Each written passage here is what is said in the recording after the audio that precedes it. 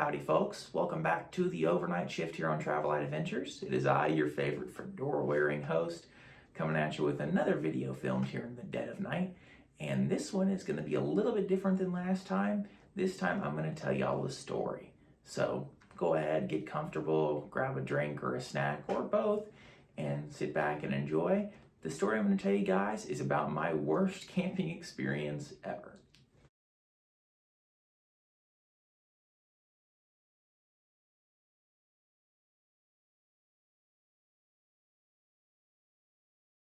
This story comes long before this YouTube channel was even a thought in my mind, and comes when I was just getting started as a car camper on my own. I'd been camping many times before this, but this was one of my first trips that I'd ever taken by myself, and it taught me a few things, and the reason I want to tell all the story is because it may be able to teach you a few too. So, without further ado, here goes nothing.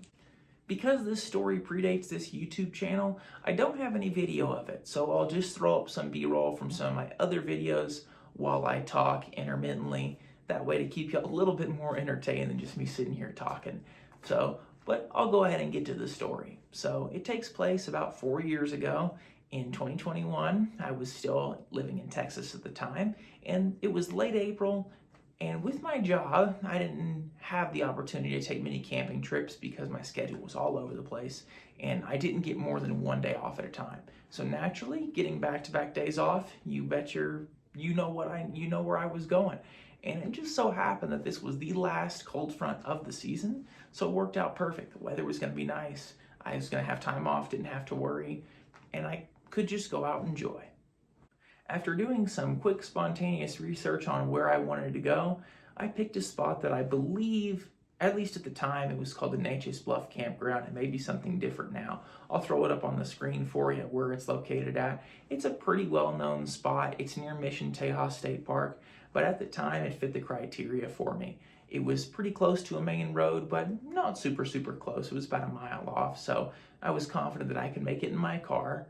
It looked like a somewhat well-trafficked spot, but also not so much at the same time. It looked like late April was the down season, and it was pretty popular during hunting season.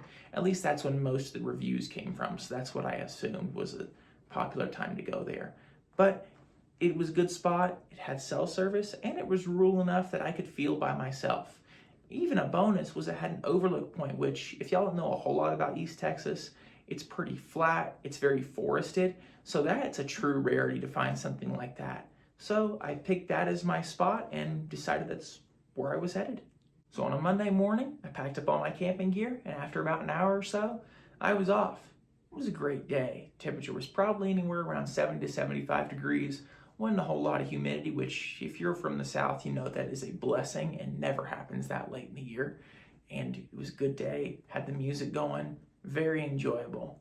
After a few hours of taking some of the scenic roads and some of the main roads, I got to the campsite, and it was free like I mentioned earlier.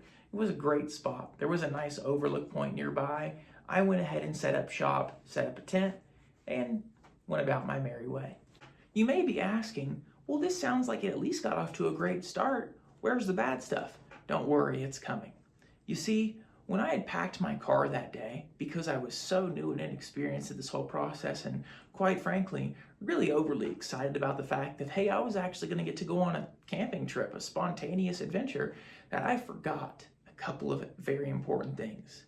A sleeping bag and a pillow, which are two important ingredients to a good camping, or I should say good sleeping experience.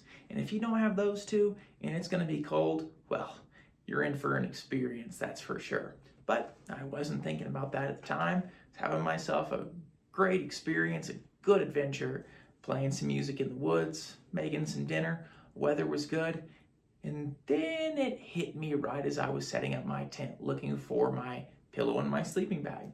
Realizing I had forgotten them, I did a head scratch and was thinking, it'll probably be fine, not anticipating that I was not adequately prepared for that night's temperatures, which were going to dip into the low 40s and high 30s.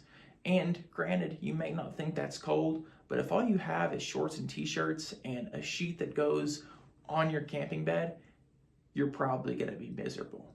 But wasn't thinking like that at the time. I was just happy to be there. Could I have packed up shop and gone to a Walmart and getting both of those things? I could have, but I was stubborn and I didn't.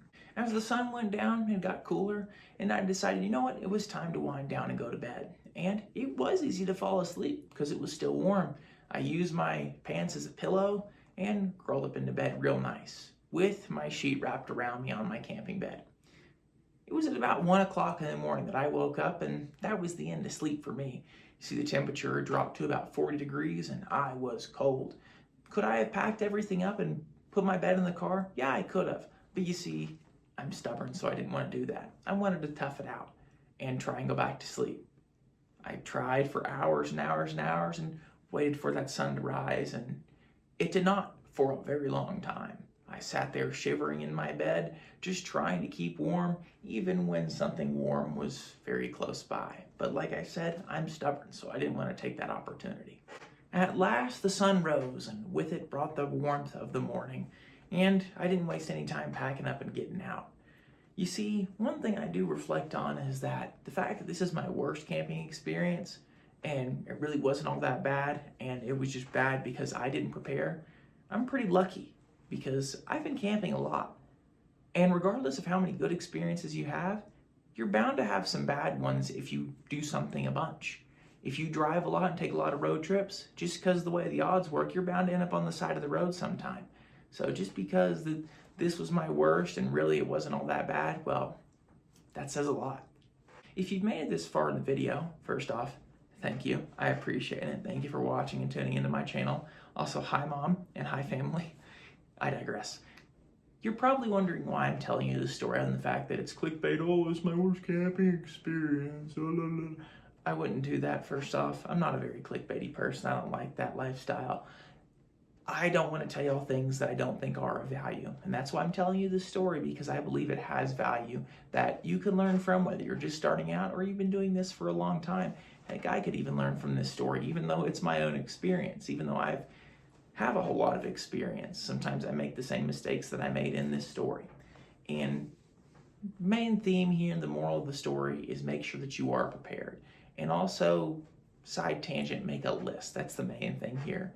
With all your camping gear, when you're just starting out, you're going to think, oh, I've got this in the bag, it'll be fine. I'll remember everything, it'll be good. First off, 2 things here. It ain't a good camping trip if you don't forget something.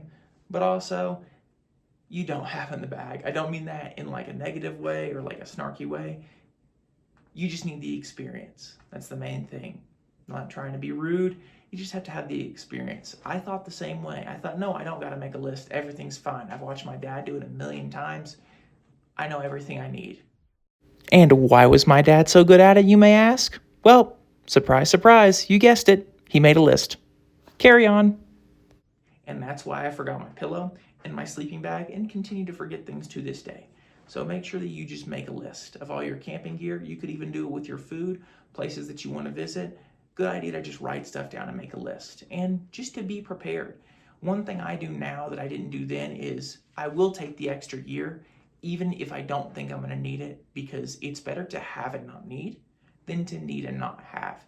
You also never know what situation you're going to get yourself into. You could get stuck somewhere. It's happened to me. You could have situations that you aren't necessarily prepared for, but because you have that extra gear, you are now prepared. I take extra sleeping bags with me on my trips because it could get cold, or maybe I forget my sleeping bag, who knows? But it's a good idea to take that extra stuff, like I said, to have and not need, than to need and not have. Because you never know what you're going to encounter out there. You never know when a 2-day camping trip can become a 6-day, I'm just trying to get out of here trip, or wait for somebody to come get me, or whatever. Just always make sure that you are prepared. Because this story is my worst story, I consider myself very lucky, because it could have gone a whole lot worse. But it didn't, and I live to go camping to this day because of my preparedness. But that's pretty much all I've got for you in this story today. I hope you enjoyed this video. Once again, here at the Overnight Shift at Travel Light Adventures, signing off. Thanks for tuning in. Maybe consider hitting that like button or subscribing. They're both free, and if it's free, it's me. Thank you, everybody. One more thing before I go. If you have anything that you'd like to see me make a video here on the Overnight Shift about, any questions or any inquiries or whatever it may be, go ahead and drop a comment down there and I'll see what I can do. But anyway, that's all I got.